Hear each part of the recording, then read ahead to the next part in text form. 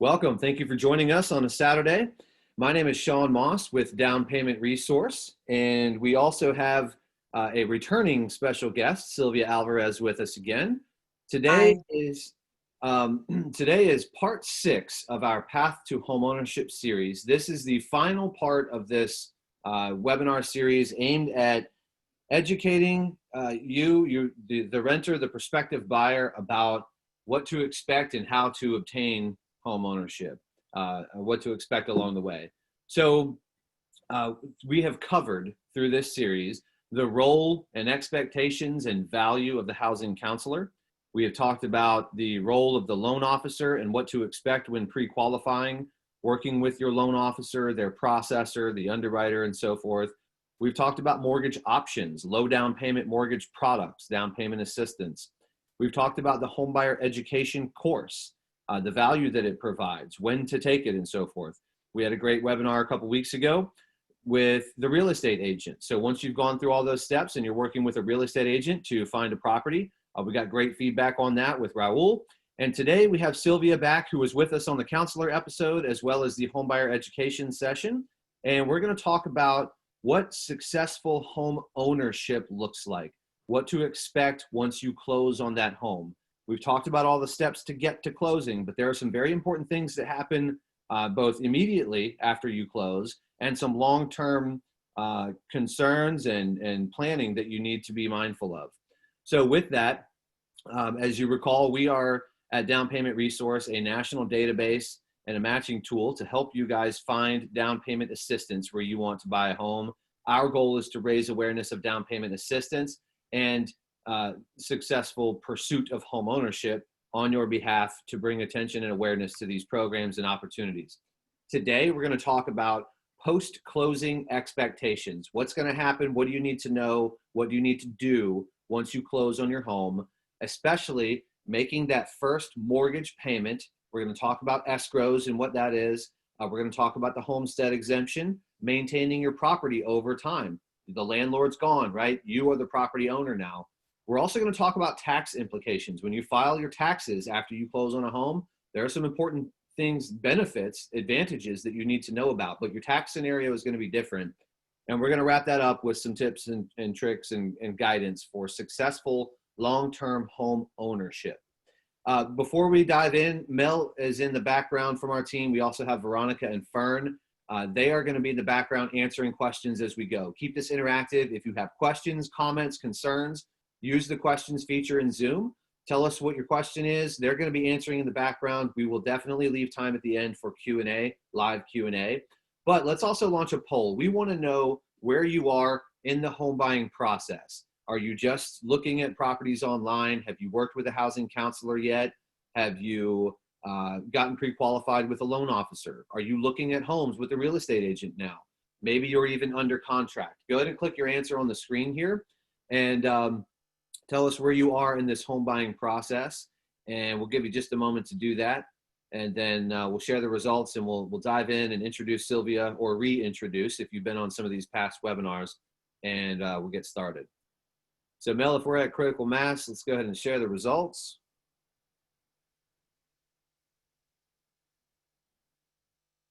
Okay, so early stage. Okay, so 2/3 of you are browsing homes online. We're going to send out a recording for this particular webinar, but we will also send you resources from the entire series. So we would encourage you to go back to probably the very beginning, the first webinar in this series, and listen to the value and the role of a housing counselor and their role as your guide through this process, helping you with finance, helping you with credit, helping you with some other things. In fact, I'll defer to Sylvia here in a moment, that are going to help you get started. But if you haven't gotten pre-qualified yet, if you haven't talked to a housing counselor, if you're browsing homes online, which 2/3 of you today are, we would encourage you to reach out to a housing counselor and start having some dialogue. What is it that's holding you back? What is it that you feel is an obstacle? What is it that would help compel you to home ownership? Or maybe it's just a misperception. Maybe you're overestimating how much down payment you need, or you're underestimating your ability to qualify because you've got student loans or something. Anyway, so a lot of you are very early stage.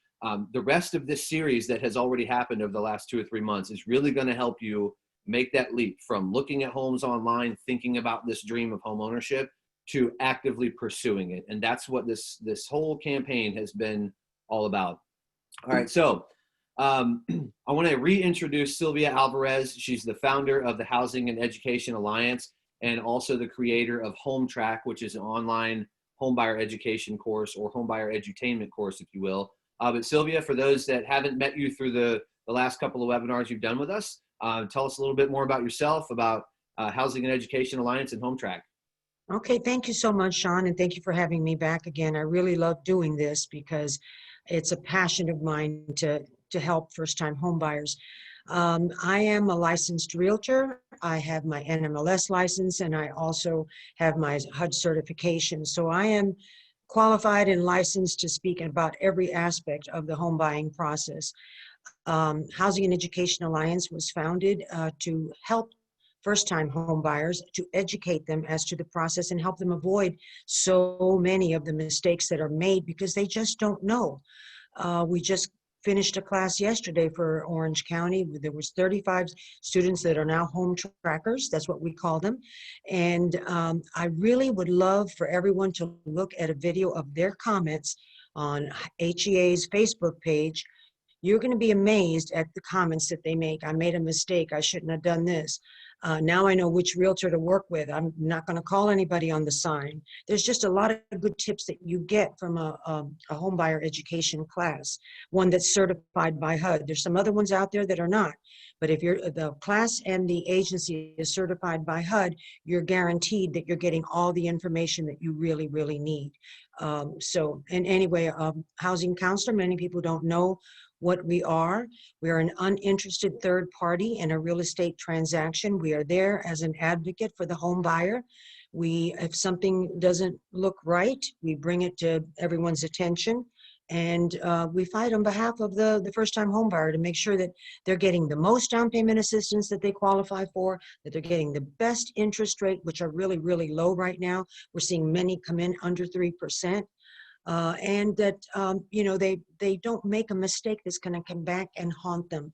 Because I have a real estate license. I would not write my own contract without letting a realtor that's working in it every day review it and make sure that it's okay. It's complicated, guys. You need to work with professionals that know what they're doing. So we've talked a lot about those professionals, the counselor, the loan officer, the processor, the realtor. The goal today is to talk about what happens once you close on your home. And you know, we've spent hours over these webinars talking about everything to plan for and expect up to closing. And as much as we all love talking about this stuff and we want to help you guys, we also want to talk about what happens once you close. So we know a lot of you are early stage, but a third of you with us today are somewhere in the process of pursuing home ownership with a loan officer, with a realtor. So the goal today is to talk about what happens after you close. And we're going to start with what is probably the most obvious thing, your first mortgage payment. So Sylvia, let's talk a little bit for the audience about what to expect with that first that first mortgage payment. First of all, when does it happen? Because it's not always the next month. Correct.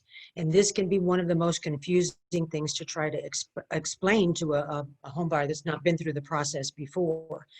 I'm going to give you an example. If you close on the 15th of the month, let's say that it's September, you close on the 15th of September, your first payment is not going to be due until November, because November's payment is going to be paying October's interest.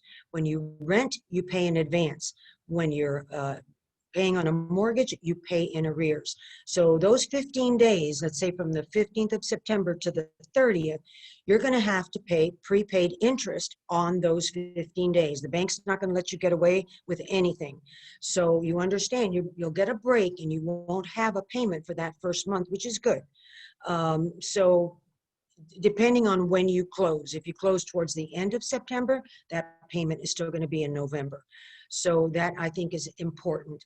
Also, I noticed the next thing on the slide, it talks about reviewing the coupon.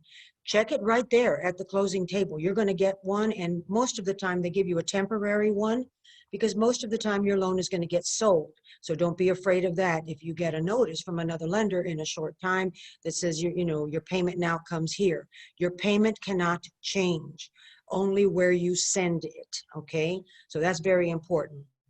Mortgage payments are always due on the 1st of the month. You're not late until after the 15th, and after the 30th, you are in default of that loan. Okay, so things are different now. You're not a renter. You have to plan and think much differently now that you're a homeowner. So I don't know if anyone has any questions on that, but that can be one of the most difficult concepts to understand, that first payment. Just know that you're going to make the first payment the month following the following month, depending on when you close. In the as the example that I use, in September, your payment's not going to be till November, but you're going to pay interest for however many days are left in September at the closing table. Yeah, and at closing, so the coupon, we should clarify, that's that could be confusing. That's not a coupon for a discount on anything. That is your mortgage payment coupon. It's just Correct. the name of the form that basically says, here's how much you owe, here's who it's made out to. You will receive that, probably 1 or 2 or 3 of them at closing to cover your first few payments. Because what happens at closing is your loan's gonna be packaged up by the closing attorney. They're gonna get everything off to the lender, and then your loan servicer is gonna take over. And that can take 30, 60, 90 days. We're gonna talk in a moment about the loan servicer, but Sylvia, let's cover for a brief moment here. What happens if you're late on the 15th, and what happens if you still haven't made your payment by the 30th? What are the implications or the consequences? Well, on the 15th, from the 15th through the 30th, you're going to owe a penalty for being late. After the 30th, you're going to get a letter from the lender. After the 30th day or the end of the month, you're going to get a letter from the lender that you are in default. They're going to demand that you get the payment caught up. They normally will go about 3 months before they start foreclosure proceedings. But I will tell you that if you ever find yourself in any kind of a predicament where you cannot make that payment, 2 things you have to do. You call your lender right away, you let them know about your hardship, and you call your housing counselor right away, because we can work with you to avoid any issues into making payment. If you lost your job, if you got sick, all of those things. And lenders don't want to take the houses back. Contrary to what many people think, they don't want to. It's a hassle for them, and most of the time they lose money. So just know that, but be upfront. Don't put your head in the sand. Contact somebody if you see that you're having difficulty making that payment. Yeah, absolutely. And if you haven't made it by the 30th, after that date, that starts to impact your credit too. Now that's going to be reported to credit bureaus. So, if you get to the 15th and can't make your payment, that's the time to be picking up the phone and trying to work out a solution. Yep. Okay, so first payment will likely be due the first of the month after you close. Yeah, I know. It's someone that asked the question, when is the best time of the month to close? There really isn't, because you're not going to get away with 1 day without paying interest. So if you closed at the beginning of the month, you're like September the 2nd, you're not going to have a payment till November. But at the closing, you're going to pay the prepaid interest from the 2nd of September to the 30th. So you don't get away with anything. Okay, that's how it is. Yeah, honestly, close as soon as you can. Yeah, get in your home, become a homeowner. The sooner that's you're a it. homeowner, the sooner you're building wealth. So when we talk about the first payment, ultimately that's going to be made to what's called a loan servicer. So let's talk for a moment about the role of a loan servicer, and then we'll get into how that might change over the first couple of months. But Sylvia, let's just talk about the role of a loan servicer. They collect payments, but what does that mean? Well, they don't own the loan. Most people think that that's the source that is the owner of that loan. They're doing this as a service for an investor that owns the loan, and there's many different types of investors that buy these loans on the secondary market. So what they collect the payments, and normally in that payment there's taxes and there's insurance. So they collect the payment of the interest and they send that off to the investor, but the taxes and insurance, they maintain in an escrow account so that when those payments become due, there's enough money in there so they can make the payments for the taxes and the insurance. They also provide customer service. For example, if you find yourself late on a mortgage, or that you're going to be late, they'll help you with that. So hopefully, you know, they will be able to work with you in trying to get through that difficulty. And as I mentioned earlier, your servicer is probably going to change right after you close, so that you understand what happens is banks and big mortgage bankers, they make loans, but you know, it would be not a good investment for them if they had to just sit on that loan for 30 years to get all their money. So what they do is they package them up, and then their money's tied up. They package them up into blocks of millions of dollars of mortgages, and they sell them to investors.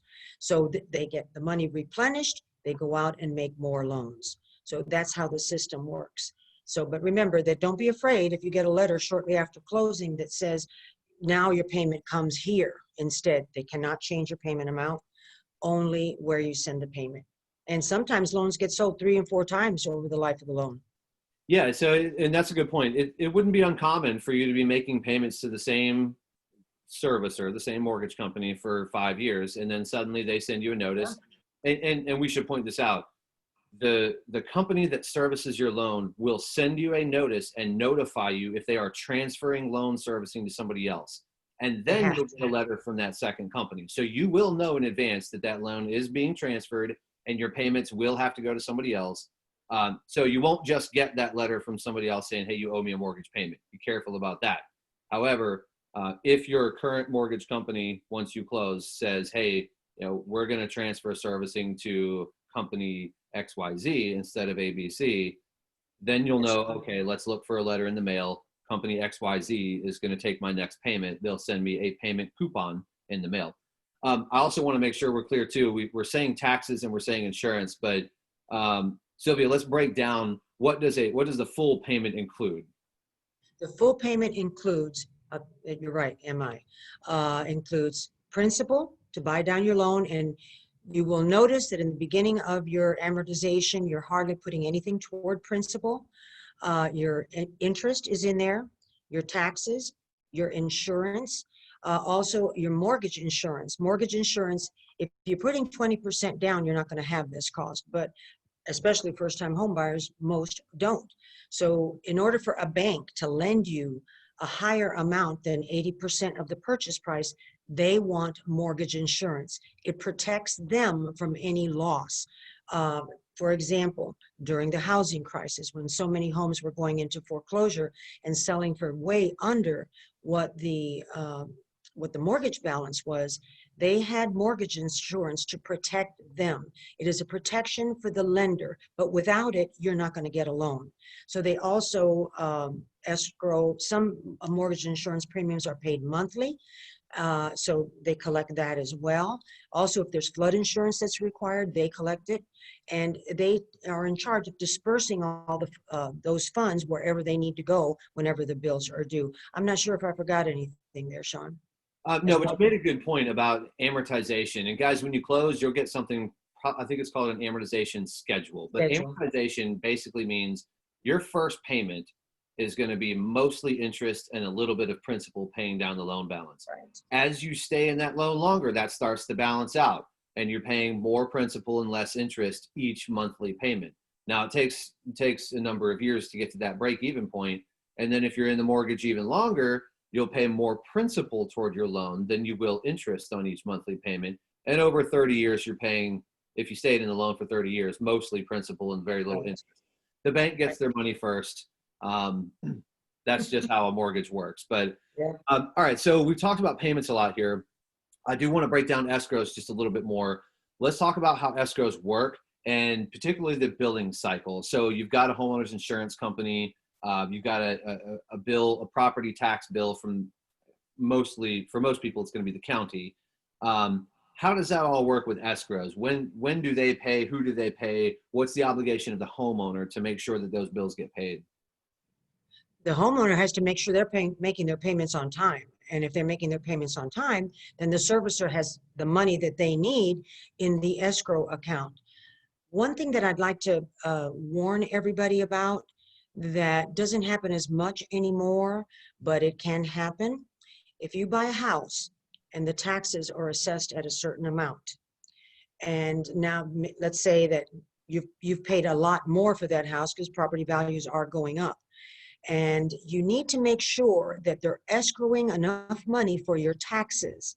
So I think lenders have gotten a little wise to that, because what happens if they're using the previous owner's number as far as a dollar amount for taxes, and then your bill comes, your escrow account is going to be short, and then they're going to ask you for additional money to make it whole, so that when the bill comes, there's enough money. And sometimes they pay it and then they bill you for it afterwards. So that's something that I think is important for them to make sure that whenever they're calculating their tax payment, their tax portion of their payment, that they're mindful of that. So homestead exemption, okay, very important. Every state is different. I can talk about Florida. When you claim homestead exemption, you get a break on your tax assessment for your home. To give you an example, in Florida, let's say we've got a $50,000 tax exemption. The home is appraised at $300,000. Well, instead of basing the taxes on $300,000, they'll only base it on $250,000 because you've got an exemption. Some states have exemptions for elderly, for disabled, for a lot of different things. Make sure that you check with your realtor or your housing counselor to find out what those are in your area. Yeah, and for the homestead exemption, that is something, guys, that you have to do. You have to claim that homestead exemption after you close. We would recommend you do it within the first week after closing. Just get it done. You don't have to redo that every year as long as you're in that same mortgage. And in fact, Sylvia, do you have to do it for each new mortgage? No, well, no, not if it's a new mortgage. You don't have to. If you just stay in the same house and you refi, no, you don't have to do it. So yeah, it's essentially a property tax discount. That's how we can simplify it. But so it's tied to the property, not the mortgage. So as long as you're in that property, claim it up front. You do get a discount on your property taxes each year. And then, so yeah, I think we've covered everything about escrows here. We've talked a lot about payments, but anything else to add before we move on? Yeah, a couple things. As far as homestead, you can only use it on your property where you live. If you have another house, it's a rental or what, you cannot claim homestead on that. And here in Florida, a $50,000 exemption, it equals to about $500 less taxes a year. So it's a big savings, and many realtors will actually take the paperwork to the closing and get it started for you. So it's, you know, it's already in the works. Good deal. Okay, so we've talked for 20 minutes about payments. Let's move on. Okay, so you're your own landlord now. You can't call the landlord. They're not going to come fix your air conditioner, your refrigerator. So let's talk about that. In particular, let's maybe contrast do-it-yourself versus using professionals or contractors. What's your advice or what's your counsel there? Okay, I'm going to tell you that I'm a big do-it-yourselfer, but I know my limits. You know, if it's something electrical or even some plumbing things, I could maybe do as long as I go to YouTube and see how it's done. They've got great videos on how you can do just about anything on YouTube. Used to be that the home improvement stores like Home Depot and Lowe's, they would have classes, but now with the pandemic, of course, you know, that's been put aside. So I'm a big supporter of doing it yourself when you can, but be sensible about it, you know your limits. And I see that HOA rules are there. I'd like to say a couple things about HOAs. I've lived in homes that have been in an HOA and those that have not. And I prefer to live in a place that has an HOA because the value of your home is, I would say, more preserved, because your neighbor is not going to be having cars up on blocks in his front yard, or painting their house purple and green, or doing some things that actually will hurt your property value. So I prefer, a lot of people don't, but I just prefer HOA. When you're buying a house that's in an HOA, you need to get a copy of the rules and the covenants of the HOA, because that will spell out what can and cannot be done. So before you buy, you know what you're getting into. That's very important. Make sure you check that out. And the last thing on this slide is home warranty. I'm a big supporter of home warranties. You guys have been renting and you've been used to picking up the phone and calling the landlord when something breaks. That stops. No more. Now you have to pay for it yourself. So check into home warranties. There's many different kinds. Your realtor or your housing counselor can help you with that. The home warranty, normally there's like a deductible, and maybe it's $75, but then they come in and repair and can replace. There's different types of policies. So make sure that you really investigate that well, so you know what your limitations are and what they will cover. Okay. Yeah. So a couple things here. Guys, don't electrocute yourself. I mean, you don't, No. like Sylvia said, know your limits. If you don't know, how to deal with the electrical systems in your house, call somebody that does. And yeah, it costs more money, but safety first. Yeah, you won't die. So Yeah. it's a good thing. With plumbing, you won't electrocute yourself, but water will destroy a house almost as fast as fire. So, a plumbing mishap can be catastrophic too.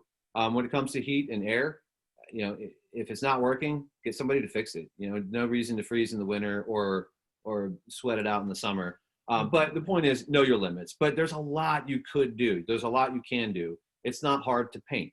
It's not that hard to deal with flooring. Some of it just takes a little bit of work and sacrifice a couple of weekends to do a project or whatnot. But that's going to maintain or increase the value of your home. And that plus paying down your mortgage, 10 years, 15, 20 years from now, that equals massive wealth. As far as the HOA, when you do stuff like that, make sure you are in line with their rules. Otherwise, you can be penalized financially by an HOA. And they can foreclose on you too. Yeah. And then as far as a warranty, we actually talked about that in the last series with our realtor guest, and we would encourage you to explore that. For those of you who are under contract or got pre-qualified and are looking at homes, negotiate that home warranty, which covers the big things like appliances. You pay a deductible and the warranty company fixes it if it breaks, instead of buying a new $1,000 fridge or a $1,000 oven, right? So anyway, property maintenance, it's your responsibility now. There's no landlord to call. Leverage the people you know, get referrals from contractors that can help, maintain compliance with HOA rules, and leverage your warranty. Let's talk about filing taxes here. So now that you're a homeowner, your tax situation is very different. Sylvia, can you talk a little bit first about the mortgage interest deduction, and then we'll talk about some fees at closing that may be deductible as well, but the standard long-term benefit of the mortgage interest deduction. Okay, well, first I'll start with a disclaimer that I'm not a CPA or an accountant, or any of us are. As will I, thank you.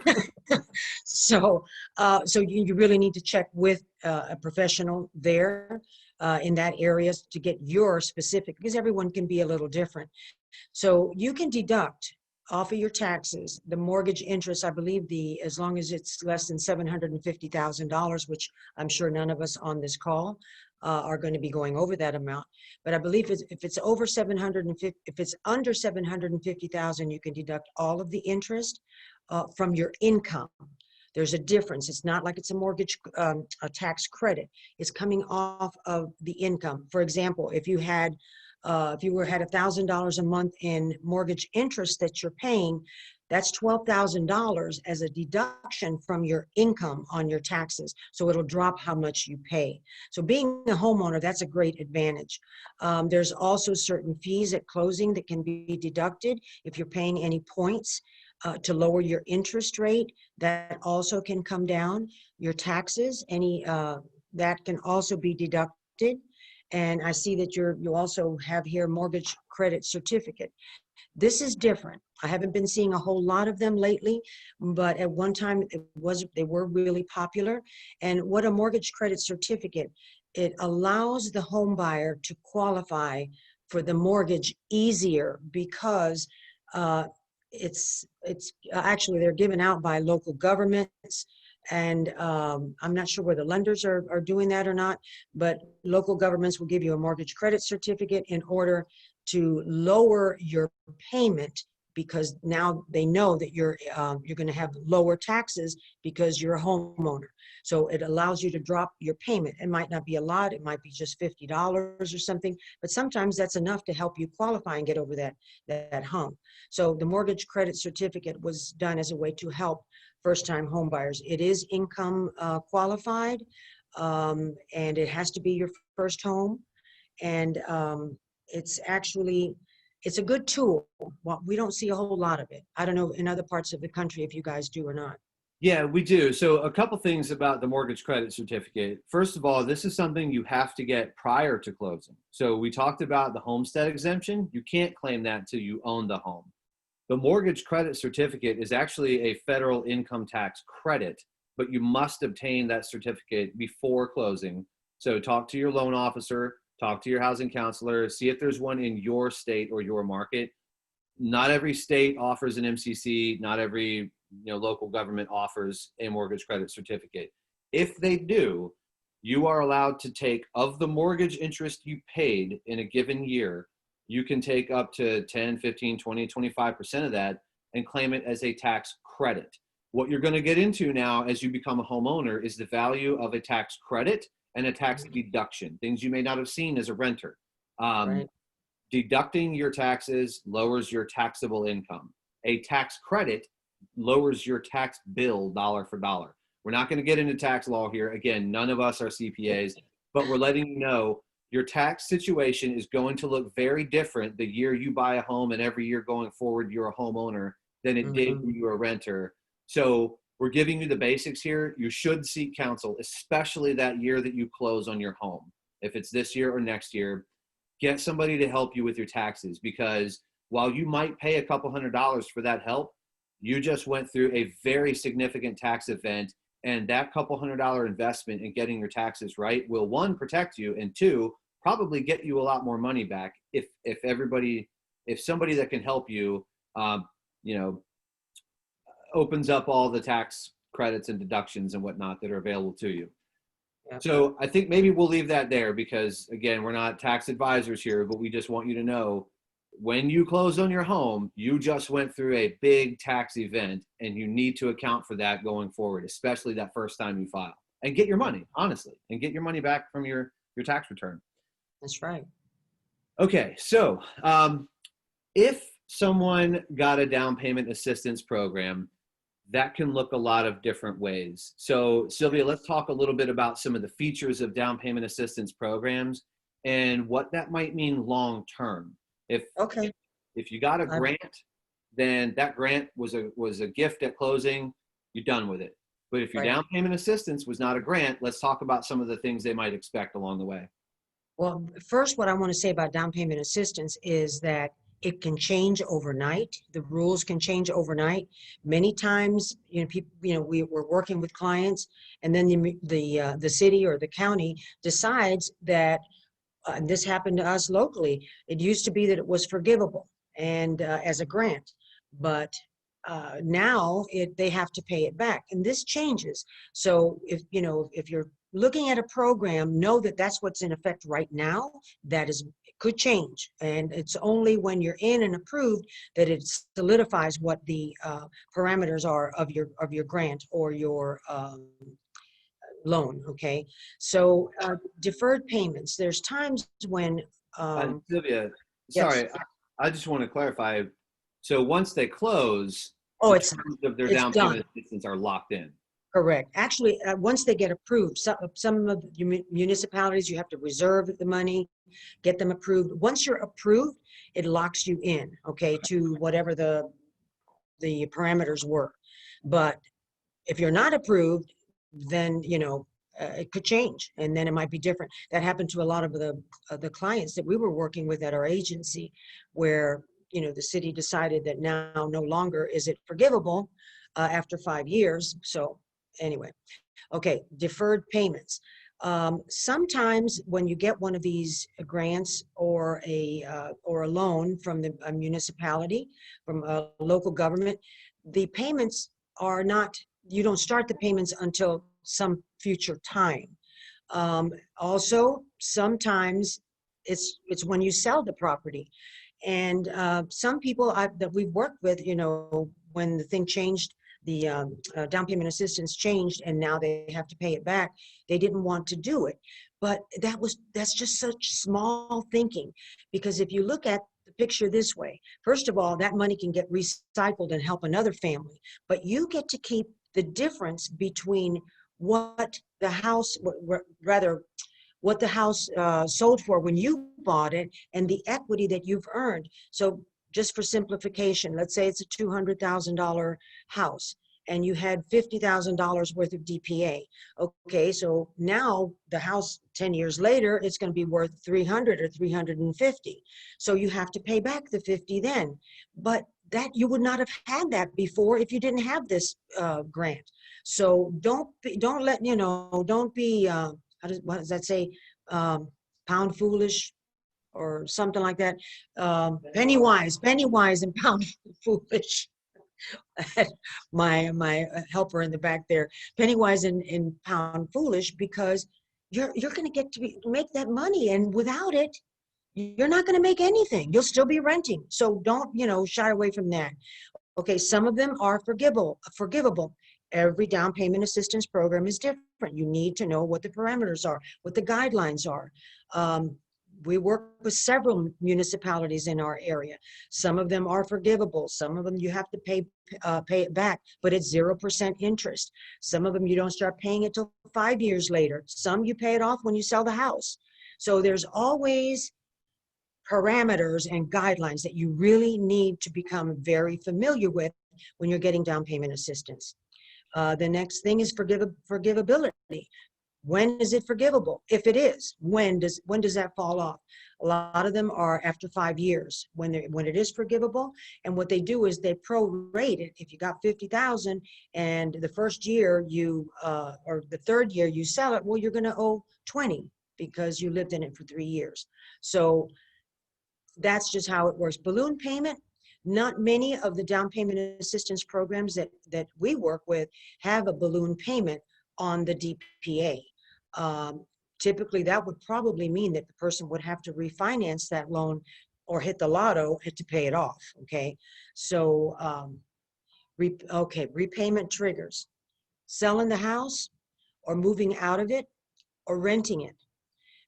Those are normally in the documents that you're going to be signing when you receive the down payment assistance program funding at closing. So those are the typical triggers that will make the loan repayable if it does have a repayment option, and that is moving out of the house, renting it, or selling it. Yeah, or refinancing. Or refine. Oh, that's right. Sorry, big one. If you refinance it, that's the same thing as selling it. You're going to have to pay it back then. Yeah, and and I so don't see any reason why anyone would want to refinance right now when the rates are so low. 5 years from now, we don't know where they're going to be. So, yeah, and so Sylvia, you made a great point about the down payment assistance helping you get in the home. So every down payment assistance program is different. And guys, we talk about this because that's what we do at Down Payment Resource. We track and monitor programs, right. and we want you guys to go to downpaymentresource.com and find out what's available in your area. But the point of this is to let you know that when you close, you also need to be mindful of how that down payment assistance program works, just as you do your mortgage. I think we covered everything, but a couple of notes. If your down payment assistance is a grant, that's a gift at closing. There's nothing to worry about. Free equity. If it is forgivable, when it is forgiven, you do need to be mindful of whether or not there's a tax event. Forgivable debt can sometimes lead to a tax event. Mm-hmm. If the payments are deferred, when do they start? Don't be late on that first payment. Don't default on the down payment assistance, or they can call that due. there are a lot of programs, enough of them around the country. So guys, wherever you live, there are, DPAs are all different, but some of them will have a balloon payment when you hit 30 years or sell or whatnot. That's when you repay the down payment assistance. So you won't have to make a monthly payment on it necessarily, but you are going to pay back that 5 or 10 or however many $1,000 in down payment assistance down the road some years when you sell the home, move out, transfer title to somebody, or refinance. So big picture, just understand your down payment assistance program when you close and purchase the home, and then make sure that you set up a reminder or something for whatever event or responsibility comes up down the road for the down payment assistance program. Tips and tricks, and then we'll get into some questions here. So yes, someone asked that question already. So I love to tell first-time home buyers what I'm about to say. Someone had asked, extra principal builds wealth. Yes, and how? And is there a way to escalate that? A tip that I give our home buyers is if you can make one extra monthly payment a year, just one extra payment with that same amount, but make sure that you note it as principal reduction. And some people, what they do is when they get their tax refund, they do that, and they'll put that toward the house. That could eliminate as much as 7 years of payments if you did that every single year. But must make sure that they understand that it's not a payment. So that's why you may want to make it a little bit more than your average payment. But it's something that will help you own more of that house faster. And as extra principal, yeah, builds wealth. The quicker you pay that off, the more equity you have, the more money you have when you go to sell it. And post-purchase counseling, we actually do some of our post-purchase counseling in our homebuyer class at the same time, because with it, we cover, for example, not just maintenance. We give our students a seasonal, this is what you do in spring, and this is what you do in summer, winter, and fall. These are the different things that you need to do to maintain your home. So that's part of it. But then also, you need to start budgeting differently. You really need to have money set aside for repairs. Even though if you have a home warranty, you never know. Maybe you get a big, huge thing that is not covered by your policy. So make sure you find out what is and isn't. But you need an emergency fund because emergencies do happen, because everything that in a house is glued, screwed, or somehow nailed together, and they're going to break. Everything is going to break. So yeah, a couple of things. Yeah, you made a good point about seasonality. Our audience is all over the country. I know. What you have to do in the winter in Wisconsin or Montana is very different from what we don't even think about in Florida or Georgia, where Sylvia and I are based. Those are important things to remember. How do you winterize when you live in a northern, colder winter market? What do you have to plan for in the fall if you live in a southeastern coastal market? You're going to have rainy seasons, tropical storms, hurricanes, things like that. Those are things that you don't experience when you live in the Midwest or the Pacific Northwest. Anyway, so that's a good point. Now, seasonality, be mindful of the things you need to be doing each season of the year for your house, your yard, the curb appeal, but also the functionality. Also, extra principal building wealth. Any extra money you can pay on your mortgage is going to help, whether it comes from a bonus or some overtime, or maybe you just say, you know what, my payment is $930 a month. I'm going to pay $1,000 every month, and that $70 every month is going to go to principal. Over time, that adds up. I mean, that's already $840 a year of pure principal being paid off. Yep. That's 6 years. That's $5,000. That's $5,000 extra dollars of equity you have in that house. Yeah. Anyway, there's a lot of ways to do that. Some people will say, you know what, however much goes to principal every month, I'm just going to pay that. And over time, you're paying off a lot more, and it becomes a 15-year mortgage. Yeah. Anyway, I will say this: in our online HomeTrack class, we do a national what do you call it? Maintenance So we cover whether you're in the north or the south or whatever, it's for everybody. Of course, when you're in Florida or Georgia, like we are, you look at these things like, you know, we don't have to do this, but everybody gets the full package. So. Okay, so let's see. I think we covered all that. Covered my notes. Final takeaways here, and then we're going to get into some questions. You know, from us, I think, you know, for down payment resource, I'll just say, guys, look for and investigate and utilize down payment assistance. But know that when you get to closing, you do need to understand how that down payment assistance program works so you can take care of business once you close on your home. But Sylvia, any other final takeaways? Home ownership. Okay, I'm a big supporter of home ownership, and it could be a wonderful thing or it could be a nightmare. So you just have to make sure that you're wise when you're putting the steps in the right order, like you guys have done here with these webinars, and all the things that you're saying on this slide right here. Understand your mortgage. You know, if it's, first of all, you shouldn't be doing anything other than a fixed rate. It's too dangerous and too risky, and most down payment assistance programs require it be a fixed rate.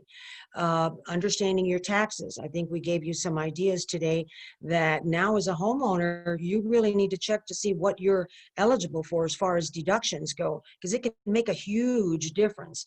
And maybe try to get that money and put it towards your principal so you can own the home much quicker.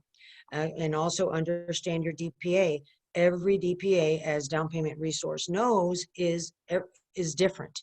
Different regulations, might be different income limits, different payment requirements or non-payment, or, you know, time to cure it so that there is no payback. So that's important to really understand what kind of a program you are getting into. Also, yeah, decide whether don't do electrical stuff, okay? That scares me. I will not. I won't let my husband do it. Neither one of us are capable to do anything like that's electrical. But there are a lot of things that you can do, and plumbing too. Know your limits as to what you are capable of doing. I even put up a fence one time, okay? So took 3 weekends, but I did it. And a sprinkler system. So the other thing is seek counsel, get help, speak to professionals. In the class that we finished last night, some of the students, they commented, well, you know, my neighbor told me this, my relative told me this, my cousin told me this, and they realize at the end that those people may not know everything and may not, and are not giving you the right advice. Seek professionals who work in this all the time, not my cousin that just got a license and doesn't know what he's doing yet.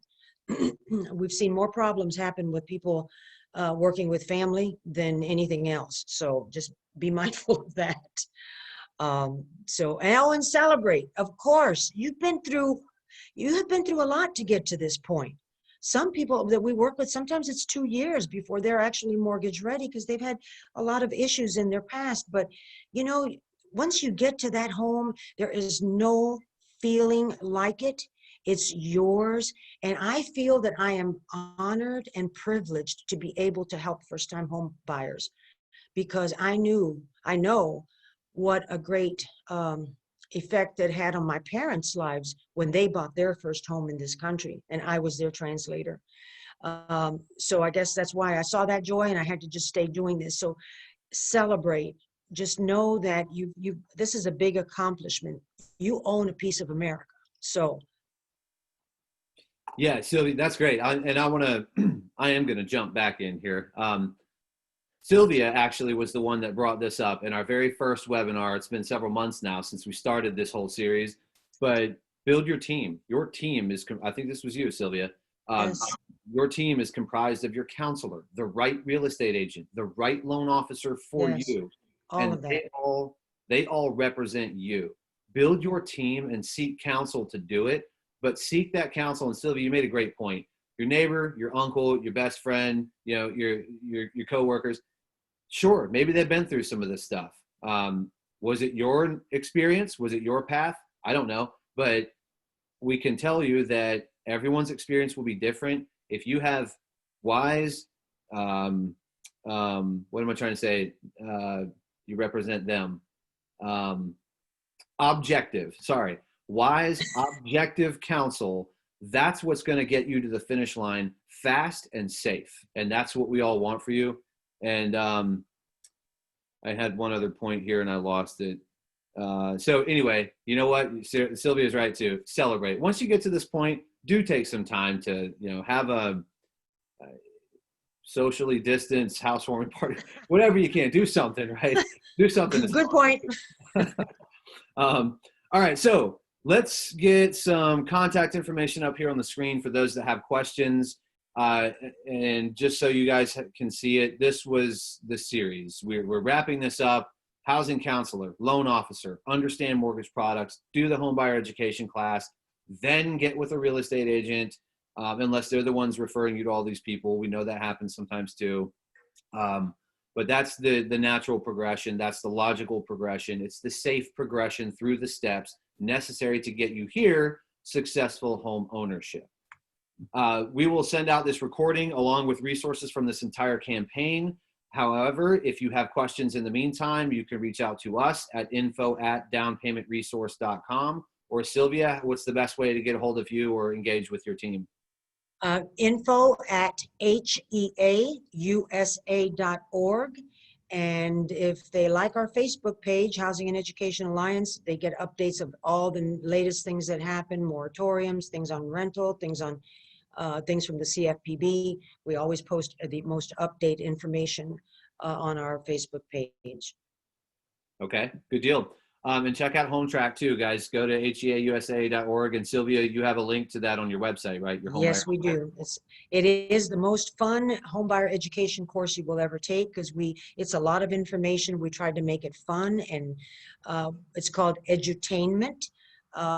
People love the course, and they learn so much more when it's not just a lecture. So we hope to see you there. We love to help first-time homebuyers. It's our passion. Okay, so thank you guys for joining. If you have to go, we'll get more resources to you, but we're going to stick around here. Melinda, Fern, Veronica are in the background. I see there have been a lot of questions. I don't know, Melinda, I'll start with you. Is you want to guide us to any trends or patterns here we need to address first? No, not really, Sean. I mean, if you want to tackle what's currently open, that would be great. We've had some really good questions, so I would actually recommend going back through the answered ones too and picking out a few of those. I mean, we've tried to help them best we can, but I do think some of those are worth talking about live. Okay. Let's see. Charlotte says, I loved Sure Look Home. Good deal, good deal. Sylvia knows what that means. Yes, I do. He's the inspector in HomeTrack. He does a home inspection. Let's see. Alicia's asking, does anyone know how and or when the Shinoa Fund expects repayment? Veronica, I'm going to see if maybe you can look that up, look up the repayment terms, and we'll come back to Alicia. Let's see. Pat, I've done all the above each time I call, and I've called other counselors as well as outside the county. Okay, maybe that's a reaction to something earlier. Pat, can you clarify your question? I'm not sure if that was a question. Let's see, Diane, do we need to get a counselor from the state we are moving to? Also, do they charge a fee? Sylvia, can you take that? Okay, yes, you should.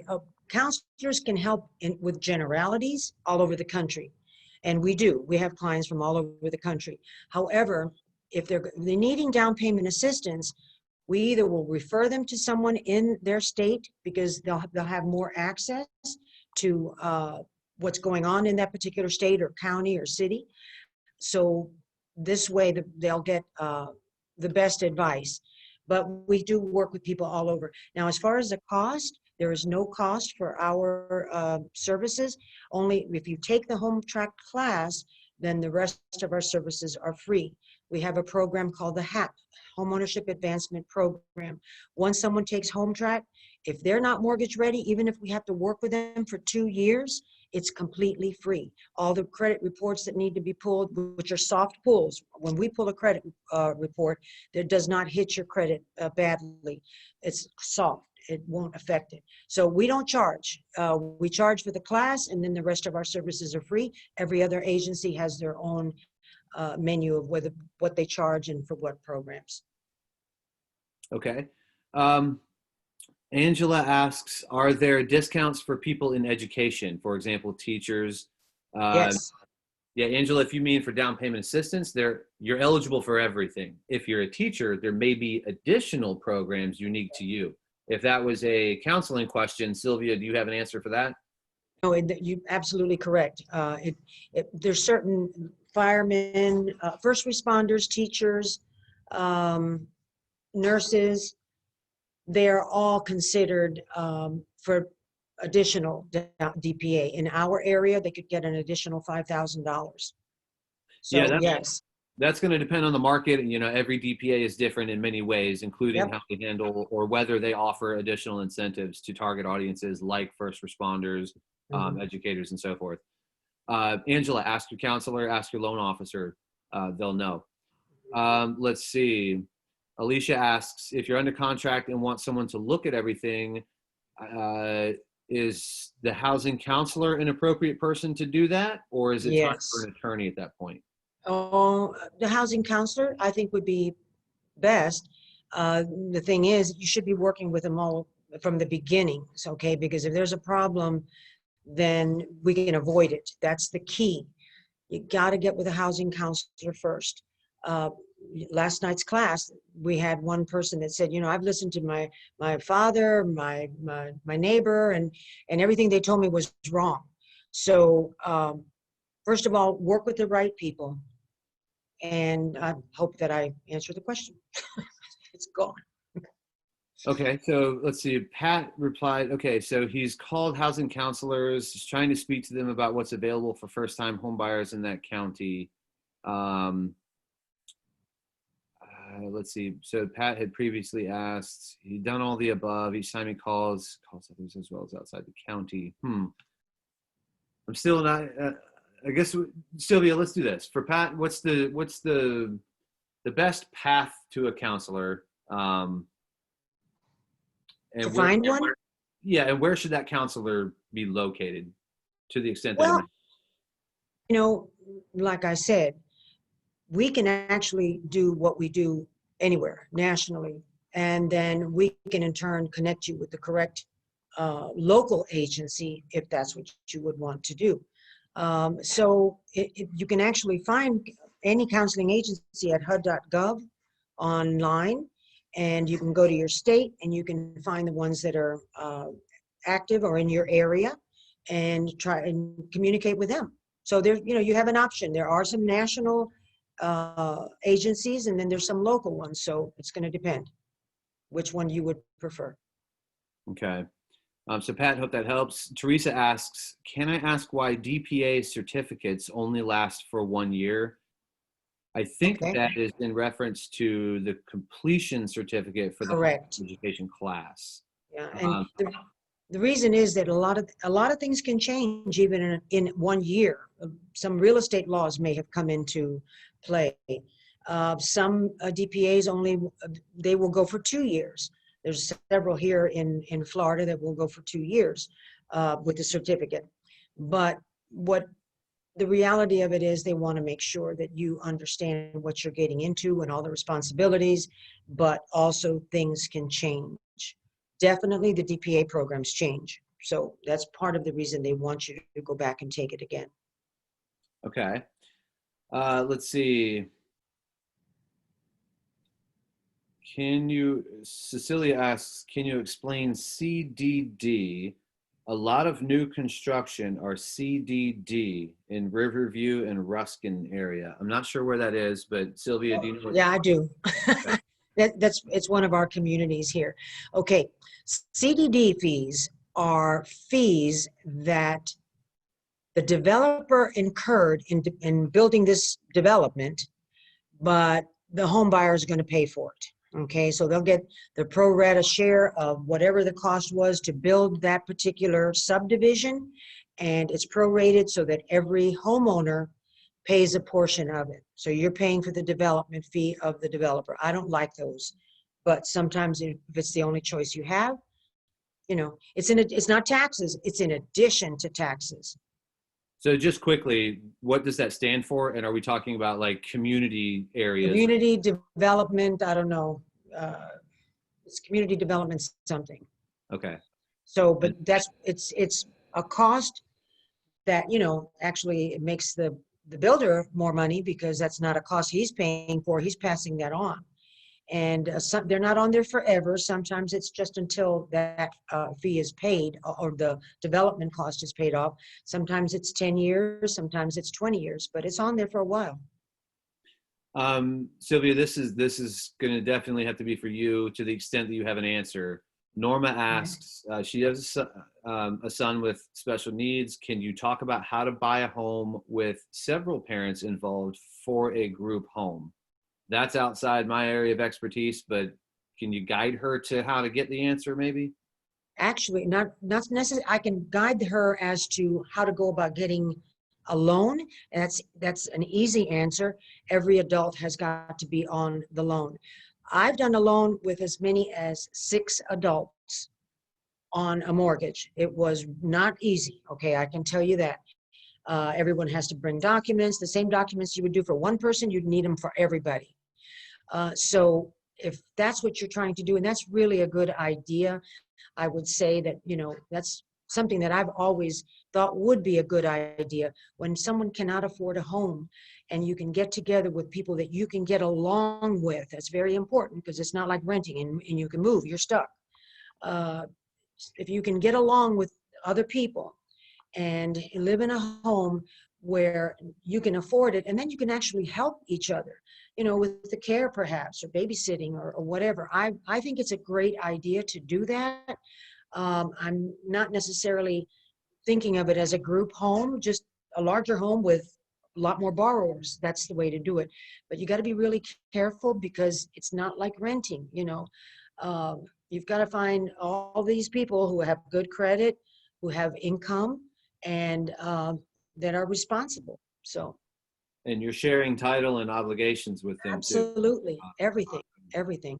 So if they don't make a payment, you're responsible. All right. Yes. So HOA fees are separate from CDD fees. They just asked the question if HOA and CDD was separate. I said yes. Okay. Diane wants to go over mortgage credit certificates again. So I'll give you the simple version, Diane. It is a federal income tax credit. You have to get the certificate prior to closing. You cannot retroactively obtain a mortgage credit certificate. It allows you to claim between 15, 20, 25, 30% of the mortgage interest you pay every year as a tax credit, up to a maximum of a $2,000 tax credit every year. That's the simple version. So the remaining mortgage interest that you paid in that year, you still get to claim as a mortgage interest deduction, which any homeowner gets to do. But the value of the tax credit outweighs the value of just the standard mortgage interest deduction, especially if going forward, mortgage interest deduction rules are going to change. So I'll leave you with this. Ask your housing counselor, ask your loan officer if there is an MCC available in your area. They are great opportunities for long-term savings because you get to use it every year over the life of the loan. Let's see. Rochelle asks, can you repeat the name of those programs? Mel or Fern or Veronica, can you, that must be a reference to a previous question. James asks, are third-party rebates okay to use toward closing costs? I'm not sure what he means by rebates, but if he's talking about is that maybe like the realtor kicks in some money for closing costs or something? I'm not sure what he's asking with the rebates. There's, you know, some programs will allow the agency, the HEA like us, to contribute toward it, but I'm not sure about the rebate part.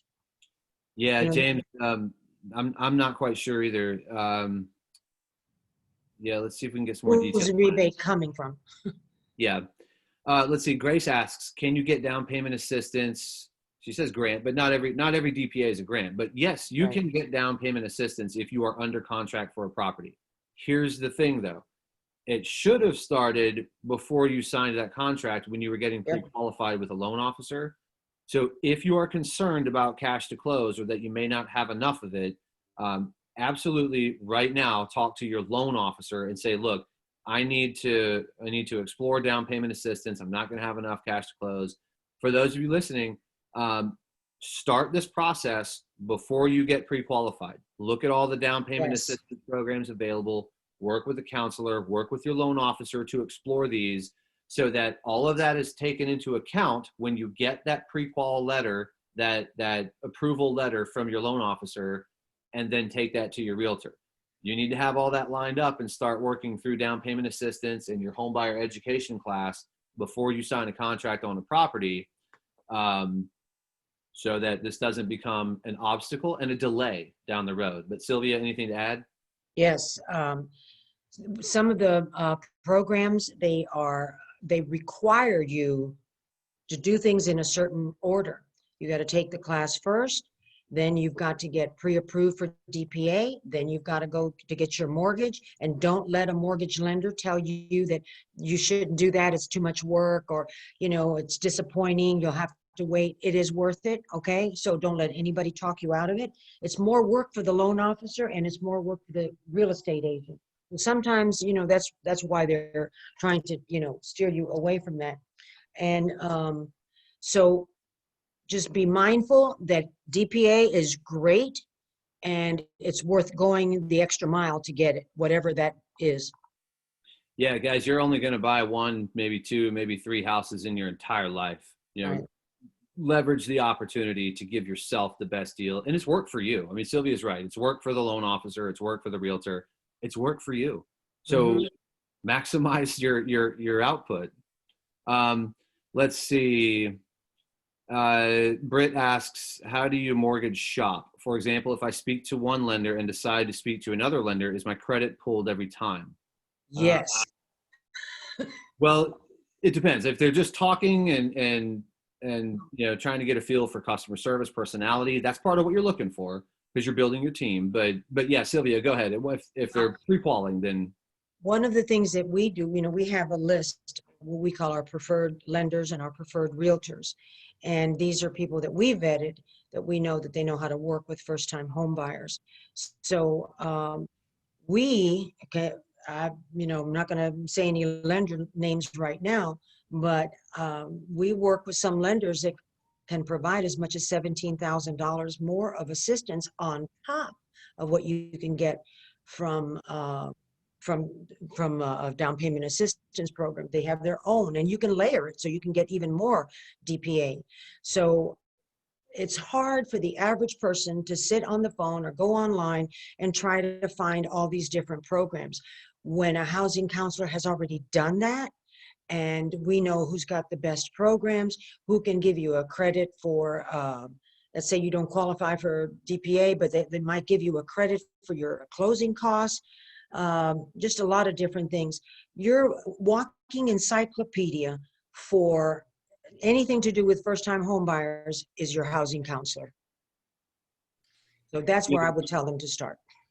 absolutely. Do you detect the theme to our audience? Where your housing counselor is your best friend in this process, and you cannot start that conversation too soon. It's true. It really is. I didn't even know what a housing counselor was when I got into this. I was in the mortgage business. And when I spoke to HUD, they said, well, who's going to do your housing counseling? I says, well, I don't know. What is housing counseling? And they said, well, it's someone who takes the client by the hand and helps them pay down debts and this and that.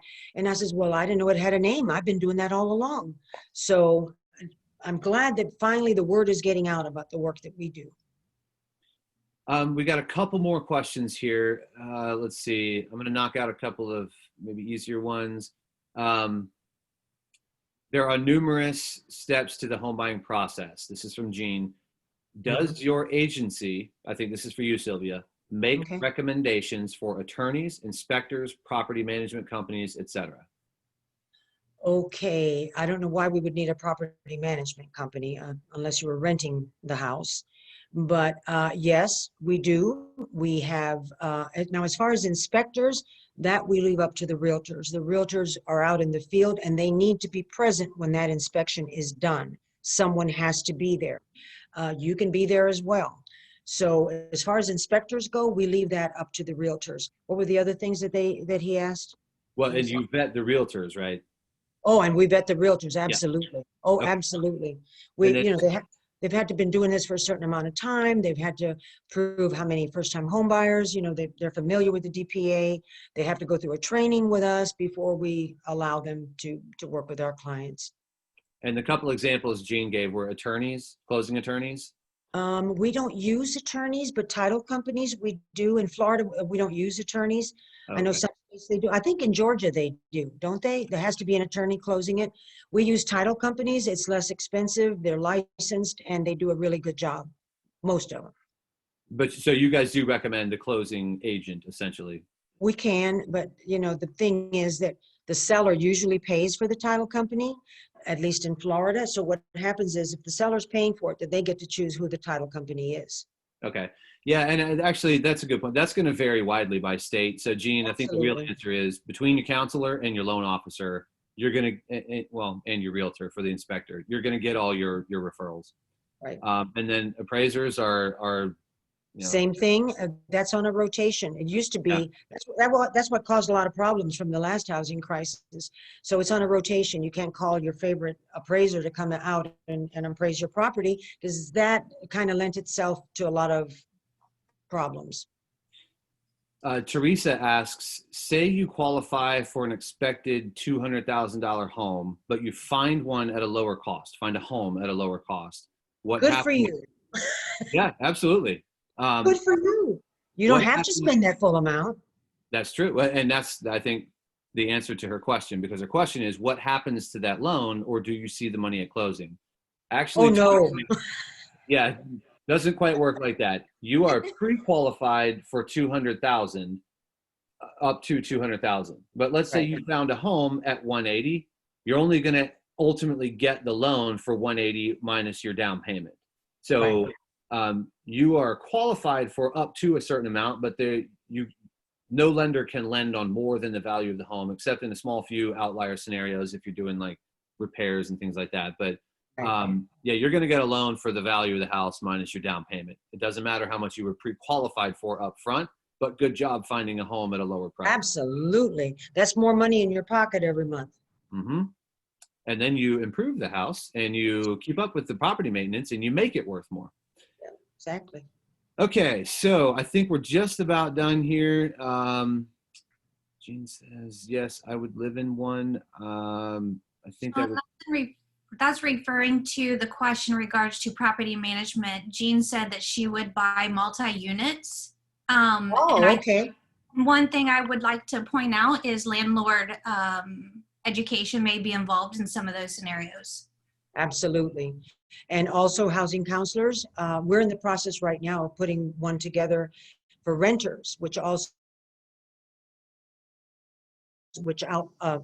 the responsibilities as a renter and as what the landlord's responsibility is as well.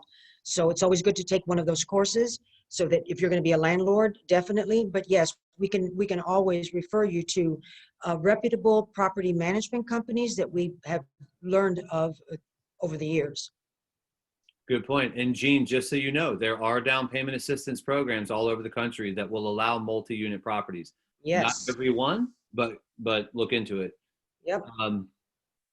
Okay, couple more here. Shirley asks, how long do you have to wait after Chapter 7 bankruptcy? That's the end of the question. I'm gonna assume that means to qualify for a mortgage. Okay. For FHA, it's 2 years. For conventional, it's 4. But that's the conventional rule. Most lenders, they can lay more requirements. They lay layover requirements. So what I have found is they want to see 5 or 6 years from a Chapter 7. But FHA is only 2. Yeah, so Shirley, you know how long it's been. If you're in that gray area, talk to a loan officer, talk to a counselor. start thinking about what it is you need to do to get ready for that date when you can get qualified. Exactly. Because there will be some work to be done, or maybe there won't. Maybe everything looks good, but get confirmation of that. Get yourself ready. All right. Are there programs, Angela, again, are there programs for people on Social Security? Yes. You can find down payment assistance. They don't ask you what your, well, I'm not going to say they don't ask you what your source of income is, but it is absolutely okay to be on a fixed income and still qualify for both a mortgage as well as down payment assistance. Exactly. It's based on how much that your Social Security check is. It's all income driven, so.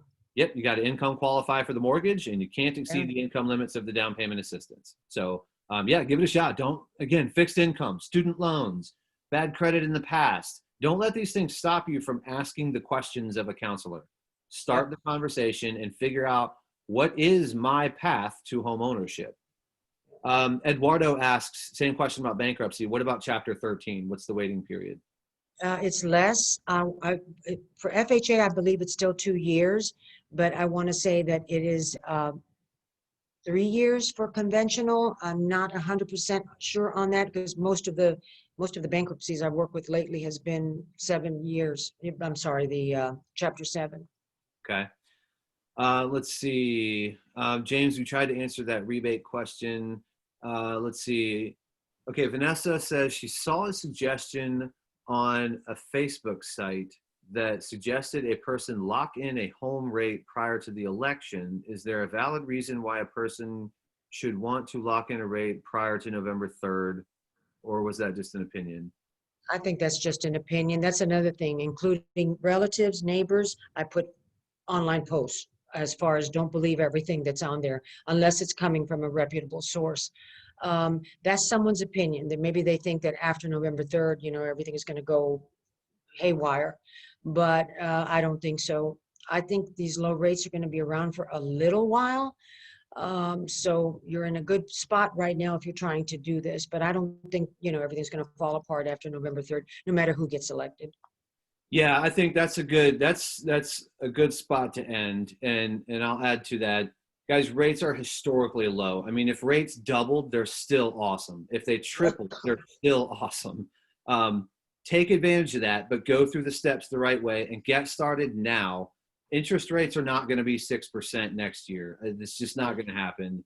And that's not us talking. That's the leading economists of the industry trades, of the finance and real estate industries. They're all basically saying, while volatility comes day by day, week by week, the trend is flat for interest rates for the foreseeable future, which could be 6, 9, 12, 18 months. So I would be far less worried about rates. And honestly, if the rate was 5% instead of 3%, you're still getting an awesome deal, and you can still buy a home. And some of you may have parents who, or some of you may have bought a home at 17% interest before. So I remember those days. Yeah, don't fret about 3 versus 4 versus 6%. Get your ducks in a row and focus on you and the process. And I hope that's what this series has done. Sylvia, you've been a critical part of this series. Thank you, Sean. Thanks to all of you. Yeah, thank you, Sylvia. Thank you, everybody, for joining. And I'm actually going to go back a step here and just, oops, well, let me put this back up. This all started with talking about the housing counselor. So get with a housing counselor. Sylvia, I'm going to let you round it out. You can see on the screen here the progression we've taken you through, guys. Get started. We're here to help. Sylvia, any last words?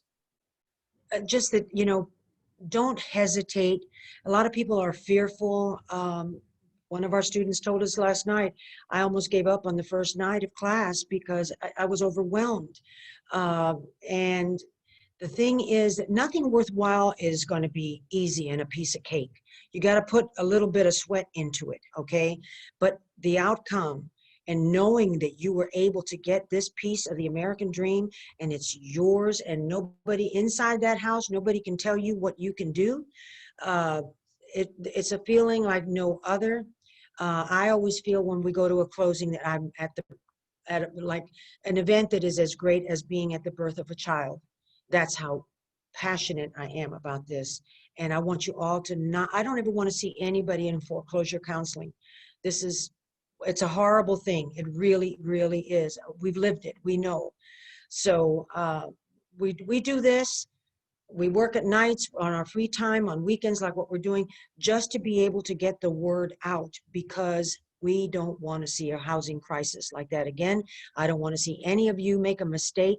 You know what you need to do. You need to pick up the phone and call the housing counselor and then follow that list of how you do things.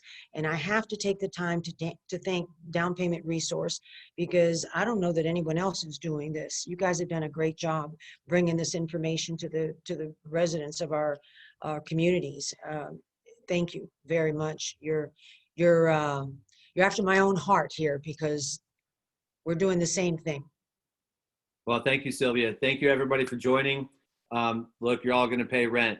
Pay your own rent. Stop paying your That's landlord. it. Have a great weekend.